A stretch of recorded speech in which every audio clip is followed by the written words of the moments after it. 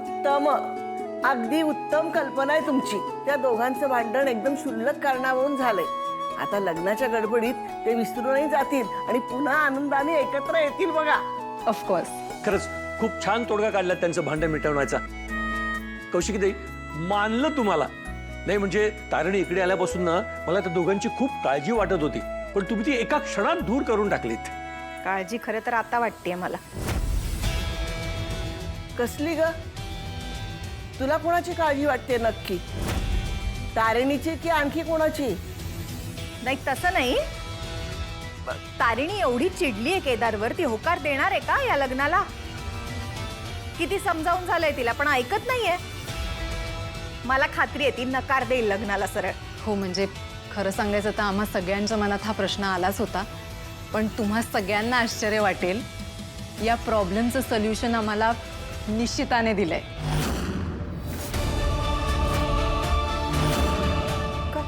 काय म्हणाली निशी? नाही म्हणजे ती म्हणाली की तुम्ही आजीची ना पहिल्यापासून इच्छा होती की तारिणीचं असं छान लग्न व्हावं. तारिणीने इच्छा नाही पूर्ण केली, ती गेली ना पळून. पण आता जर आपल्यामुळे तिची इच्छा पूर्ण होणार असेल ना तर आजीला आनंदच होईल. म्हणजे ती बाकी कोणाचंही ऐकणार नाही, पण ती सुमी आजीच्या शब्दाबाहेर नाही. हे असं निशी म्हणाली? हो म्हणजे आमच्यासाठी सुद्धा हे खूप आश्चर्याची गोष्ट होती. ती घरात आल्यापासनं तारिणीचा खूप रागराग करत होती, पण मला आता असं वाटतं की तिला तिच्या चुकीची जाणीव झाली आहे. म्हणूनच तर तिने मला स्वतः सुचवलं की तारिणी आणि केदारच्या लग्नाबाबतीत मी स्वतः तुमच्याशी येऊन बोलावं. ही निशी काय दुतोंडी वाक्ये? कोणाच्या बाजूने आहे नक्की? वा वा, संगतीचा परिणाम.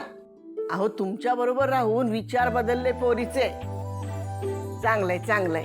सुमी आजी, त्या दोघांमधला दुरावा कमी करण्यात तुम्ही आमची मदत कराल ना? अहो कराल म्हणजे काय, नक्की करणार. अहो माझी एवढी एकच इच्छा राहिली होती हो. डोळे मिटण्याआधी तारिणीचं लग्न लागलेलं पाहायचं होतं मला. आई ती संधी चालून आली आहे, ती सोडणार आहे का मी? कौशिकीताई, या लग्नाला माझा पूर्ण पाठिंबा आहे. Superb superb. तुम्हा सगळ्यांना सुद्धा कॉंग्रॅच्युलेशन्स. आणि सुमी आजी खूप खूप धन्यवाद. तुम्हाला खरं सांगू, इकडे येण्याआधी मला जरा दडपण आलं होतं, पण आता तुमच्याशी बोलल्यावर आय एम कम्प्लिटली रिलीव्ड. या लग्नासाठी तारिणीला तयार करण्याची जबाबदारी माझी. त्याआधी देवीचा आशीर्वाद घेऊया. हो हो चल. पण ॲटलिस्ट या कॉलमुळे इन्व्हेस्टिगेशन कोणत्या दिशेने घेऊन जायचं आहे हे तरी क्लिअर झालं. हो कळालं, पण आपल्याकडे वेळ खूप कमी आहे केडी. आणि खांडेकरांचा आपल्यावरचा संशय वाढत चाललाय. तो संशय खात्रीत बदलायच्या आधी आपल्याला मिशन गृहप्रवेश पूर्ण करून तिकडनं बाहेर पडायचं.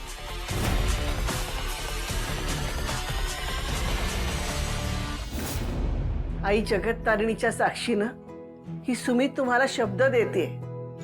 देवा ब्राह्मणांच्या साक्षीनं आणि दोन्ही घरातल्या लोकांच्या आशीर्वादानं तारिणी पुन्हा एकदा तुमच्या घरात गृहप्रवेश करेल.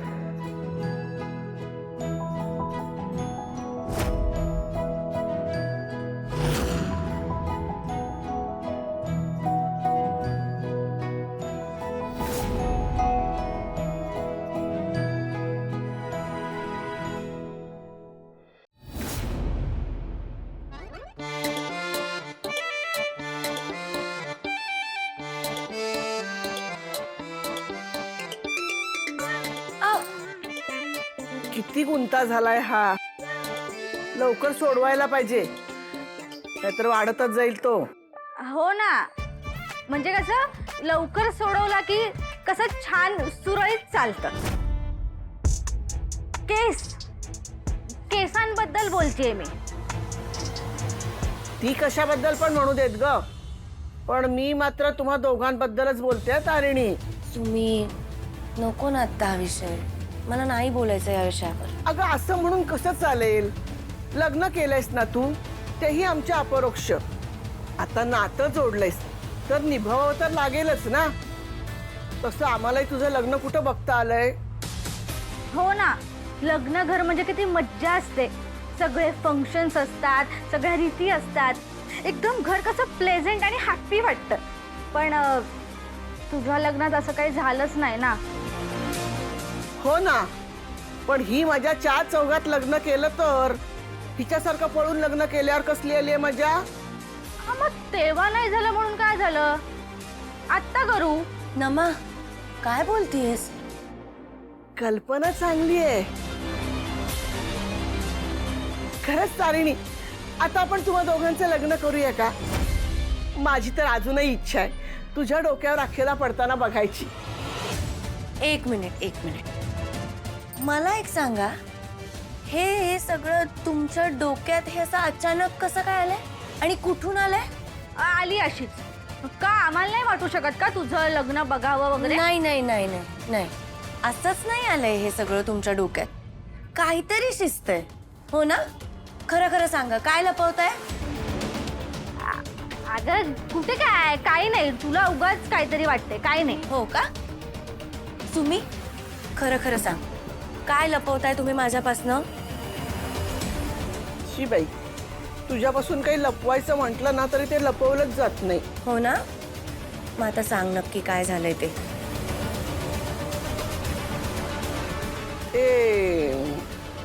कौशिकीताई आल्या होत्या. कौशिकीताई आपल्याकडे? पण का? अगं बहुत चिल. एवढं पॅनिक व्हायला काय झालंय? तू अशी रिॲक्ट होतेस जसं काय एखादी भीती खरीच ठरली. खून नाही, असं काही नाहीये.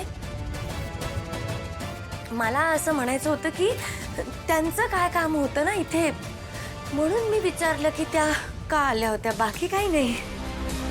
हा, तुझ्या आणि केदारच्या लग्नाविषयी बोलायला आल्या होत्या. बापरे, म्हणजे त्यांच्या डोक्यात अजूनही हा विचार सुरूच आहे. काय काय सुरू आहे अजून? तुझ्याशी त्या काय बोलल्या होत्या का? पण मी म्हणते की ह्या सगळ्याची काही गरजच नाहीये ना, मध्येच काय हा विषय काढलाय तुम्ही? गरज आहे तुम्हा दोघांनाही आणि मलाही. सुमी, नाही ग, खरंच या सगळ्याची काही गरज नाहीये. आणि तुला तर माहितीये ना आमच्यात काय परिस्थिती आहे आता. मग या सगळ्यात हे कसं करणार ना?